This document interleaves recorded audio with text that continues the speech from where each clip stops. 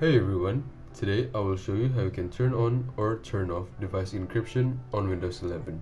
So first you can just go to this Windows icon here, right click it, go to settings, and then scroll down until you find privacy and security.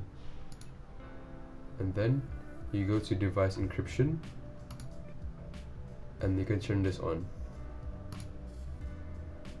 Just wait for it. Okay, so when it says encryption is in progress, it means it is turned on, and you can actually check it if it's working or not. And you can just go to Windows icon here, right click it, go to disk management, and as you can see, it is BitLocker encrypted, so it means it is turned on. And you can close this, and if you want to turn this off, you can just click this, click turn off. It is in progress. You can just wait for this to completely load it, and as you can see, it is now turned off. And you can check if it's actually turned off or not by going to the Windows settings and going to disk management.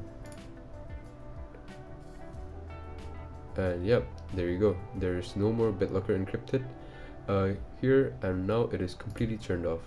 So now you know how to turn off or turn on BitLocker device encryption in Windows 11. If you guys have any questions, you can just leave down in the comments below and I'll try to answer all of it. Thanks for watching.